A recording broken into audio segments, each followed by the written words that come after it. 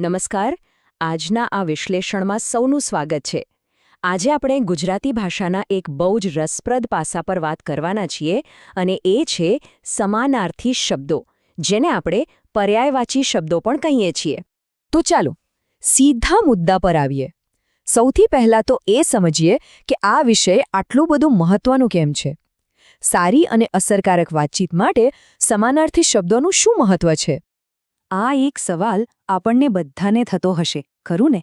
કે ભાઈ, એક જ અર્થ માટે ભાષામાં આટલા બધા અલગ અલગ શબ્દોની શી જરૂર છે? આટલું મોટું શબ્દભંડોળ હોવા પાછળનો હેતુ શું છે? જુઓ, આ એકદમ સરસ ઉદાહરણ છે. શબ્દની પસંદગી કેવી રીતે આખો ભાવ બદલી નાખે છે. ઘર, આ શબ્દ સાંભળતા જ કેવી હૂંફ અને પોતાનાપણાની લાગણી થાય છે. પણ એ જ જગ્યાએ જ્યારે આપણે સદન કહીએ તો એમાં એક ઔપચારિકતા, એક ગૌરવનો ભાવ આવે છે. અર્થ તો બંનેનો એક જ છે, રહેવાની જગ્યા, પણ અનુભવ સાવ જુદો. તો ચાલો હવે એ સમજીએ કે વ્યાકરણનું દૃષ્ટિએ આ સમાનાર્થી શબ્દ છે શું, એનો પાયો શું છે. એકદમ સરળ શબ્દોમાં કહીએ તો સમાનાર્થી એટલે એવા શબ્દો જે દેખાવમાં, ઉચ્ચારણમાં ભલે જુદા હોય પણ એમનો અર્થ એક જ કે પછી લગભગ એક સરખો જ નીકળતો હોય છે. જેમ અહીં લખ્યું છે એ શબ્દો અલગ હોવા છતાં અર્થ સમાન ધરાવે છે.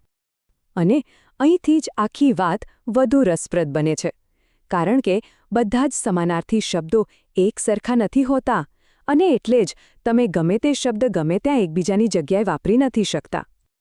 આ વાક્ય બહુ જ મહત્વનું છે. એ કહે છે કે દરેક શબ્દ પોતાની સાથે એક અલગ ભાવ, એક અલગ અર્થ છાયા લઈને આવે છે. એની અસર, એની અભિવ્યક્તિ એક સરખી નથી હોતી. આ સમજવા માટે પ્રેમનું ઉદાહરણ શ્રેષ્ઠ છે. વહાલ, સ્નેહ, પ્રેમ આ બધા શબ્દોનો અર્થ લવ જ થાય છે. પણ વાત્સલ્ય શબ્દ ક્યાં વપરાય? ખાસ કરીને જ્યારે કોઈ વડીલ, જેમ કે માતા-પિતા, પોતાના સંતાન પ્રત્યે સ્નેહ દર્શાવે. એ જે ભાવ છે એ વાત્સલ્ય છે. એટલે કે સાચો શબ્દ વાપરવા માટે સંદર્ભ સમજવો બહુ જ જરૂરી છે. ચાલો આ કોષ્ટક પર નજર કરીએ. એનાથી વાત એકદમ સ્પષ્ટ થઈ જશે. આપણે કહી શકીએ કે મને અંધારામાં ભય લાગે છે, ડર લાગે છે કે બીક લાગે છે. ત્રણેય વાક્યો બરાબર છે. પણ શું આપણે એમ કહી શકીએ કે મને અંધારામાં ઓથાર લાગે છે? ના, એ વાક્ય બંધ બેસતું નથી લાગતું. ભલે ઓથારનો સંબંધ પણ ભય સાથે જ છે. આ જ તો છે શબ્દોની રમત. સારું, તો સિદ્ધાંત તો આપણે બરાબર સમજી ગયા.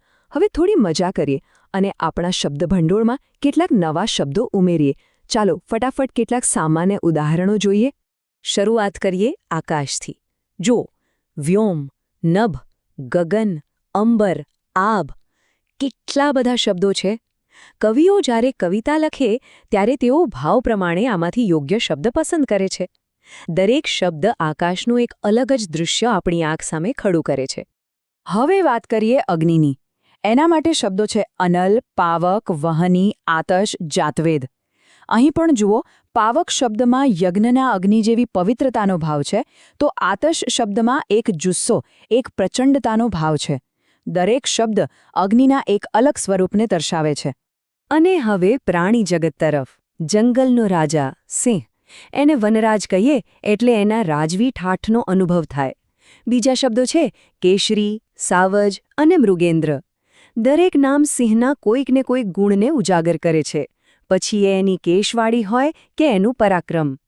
પ્રકૃતિનું બીજું એક તેજસ્વી તત્વ એટલે કે સૂર્ય. એના માટે આપણી ભાષામાં અદ્ભુત શબ્દો છે. રવિ, ભાનુ, આદિત્ય, દિવાકર, ભાસ્કર. દિવાકર શબ્દનો અર્થ જ થાય છે દિવસ કરનાર. કેટલો અર્થપૂર્ણ શબ્દ છે નહીં? અને આ યાદીમાં છેલ્લે જોઈએ જંગલ. એના માટેના શબ્દો છે વન, અરણ્ય, કાનન અને અટવી. અરણ્ય શબ્દ સાંભળતા જ મનમાં એક ગાઢ અને રહસ્યમય જંગલનું ચિત્ર આવે છે, જ્યારે વન શબ્દ થોડો વધુ સામાન્ય લાગે છે. તો આ બધા ઉદાહરણો જોયા પછી ચાલો આખી વાતનો સાર કાઢીએ. આ બધું જાણવાથી ફાયદો શું? આ જ્ઞાન આટલું મૂલ્યવાન કેમ છે? અને સાર બસ આટલું જ છે. આપણી પાસે જેટલા વધુ શબ્દો હશે, આપણી વાત રજૂ કરવાની રીત એટલી જ સચોટ, અસરકારક અને પ્રભાવશાળી બનશે. યોગ્ય સમયે યોગ્ય શબ્દનો ઉપયોગ આપણી વાતચીતને એક નવી જ ઊંચાઈ પર લઈ જાય છે. તો અંતમાં સૌ માટે એક નાનકડો વિચાર. આજની આ ચર્ચા પછી એવો કયો એક નવો શબ્દ જાણવા મળ્યો જેનો ઉપયોગ કરીને આપણે આપણી આવતીકાલની વાતચીતને વધુ સુંદર અને સચોટ બનાવી શકીએ? આ વિચારવા જેવી વાત છે.